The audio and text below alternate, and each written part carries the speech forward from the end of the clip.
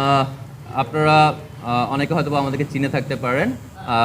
আপনারা যাকে মানবতার দৃষ্টান্ত স্থাপন করে যাওয়া মীর মাহফুজুর রহমান মুগ্ধ, আমি তার বড় ভাই মীর মাহমুদুর রহমান দীপ্ত, এবং আমার পাশে আছে আমার ছোট ভাই মুগ্ধর আপন যমজ ভাই মীর মাহবুবুর রহমান স্নিগ্ধ। আমরা আজকে এই ইন্টারন্যাশনাল ক্রাইম ট্রাইব্যুনালে এসেছি সেই মুগ্ধের হত্যাকাণ্ডের অভিযোগ দায়ের করার জন্য।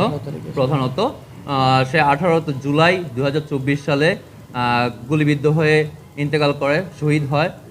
সেই অভিযোগ দায়ের করার জন্য আমরা আজকে এখানে এসেছি আসলে। তো অল্প কিছু কথা বলে নিচ্ছি, তারপরে আমি সরাসরি আমাদের অভিযোগের ব্যাপারে চলে যাই। সন্তান হারিয়ে আসলে এই দীর্ঘ 6 মাসে আমাদের মা বাবা অনেকাংশে মানসিকভাবে আসলে বিপর্যস্ত হয়ে পড়েছেন।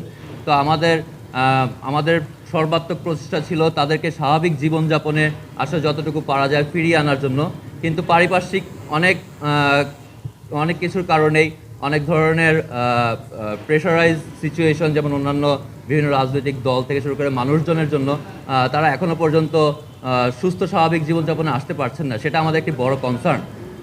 এই 6 মাসে আসলে আমরা চেষ্টা করেছি আমাদের পক্ষ থেকে যতটুকু সম্ভব আমরা এই হত্যাকাণ্ডের ব্যাপারে যতটুকু প্রমাণ সংগ্রহ করা সম্ভব আমাদের নিজের উদ্যোগেই আমরা সংগ্রহ করা শুরু করেছি, যেহেতু প্রশাসন প্রথমে পুরোপুরি অকার্যকর অবস্থায় ছিল।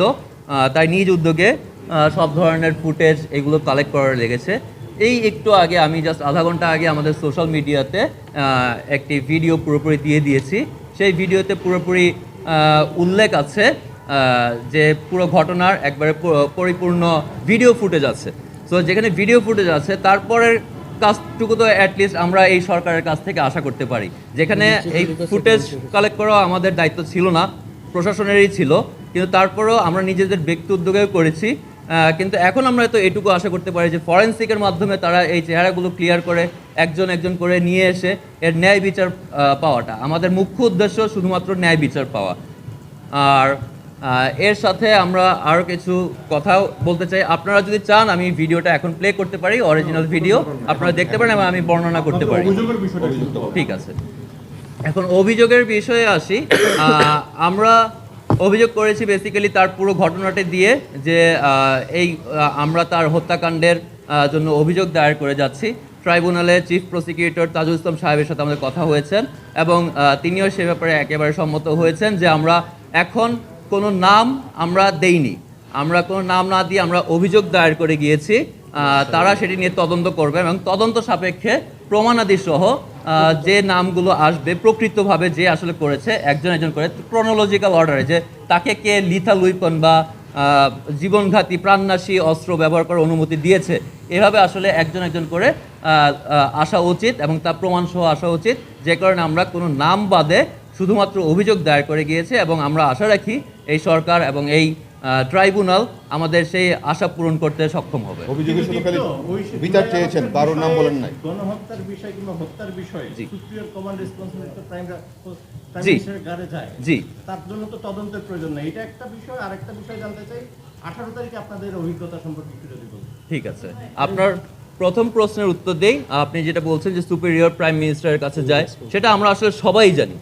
এখানের বিভিন্ন হত্যাকাণ্ডের সাথে তিনি জড়িত, এটা আমরা আসলে সবাই জানি, কিন্তু তথ্য প্রমাণের কারণে তো আসলে সেই পর্যন্ত কি যাওয়া সম্ভব হয়? আমার মনে হয় না সম্ভব হয়, কারণ বিচার প্রক্রিয়াতে আপনার এভিডেন্সেস, প্রমাণাদি হচ্ছে সবচেয়ে বেশি ইম্পর্টেন্ট।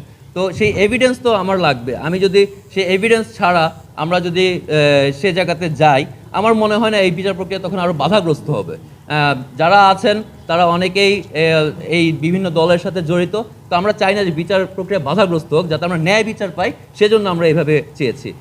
আর আপনার দ্বিতীয় প্রশ্ন ছিল 18 জুলাইয়ের কথা। 18 জুলাইতে মুগ্ধ ইন্তেকাল করার পরপরই তাকে হসপিটালে নিয়ে যাওয়া হয়। জাস্ট 10 কদম দূরে ছিল হসপিটাল এবং ডাক্তার তাকে স্পট ডেড ঘোষণা করেন। তো সেখানে আমাদের পুলিশি বাধার মধ্যেও পড়তে হয়েছে, যে ডাক্তাররাই বলছিলেন যে লাশ তাড়াতাড়ি করে নিয়ে যাওয়ার জন্য, যে কোনো সময় পুলিশ এসে নিয়ে গেলে তখন আমরা পরবর্তী লাশ নাও পেতে পারি। সেই জন্য আমরা সেখান থেকে ডেথ সার্টিফিকেট নিয়েই যত তাড়াতাড়ি সম্ভব বাসায় নিয়ে যাওয়া হয়েছে। এবং কবরস্থ করার জন্য আমরা যেখানে কবর দিয়ে চেয়েছিলাম সেখানেও সম্ভব হয়নি, কারণ পুলিশের এনওসি অথবা পোস্টমর্টেম দরকার ছিল।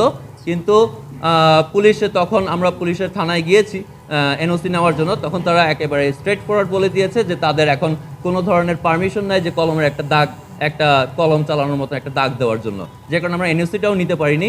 পরবর্তীতে যেখানে ওই ধরনের এনওসি বা পোস্টমর্টম লাগে না সেই ধরনের কবরস্থানে আমরা ইসলামী শরীয়ত মোতাবেক আমরা কবরস্থান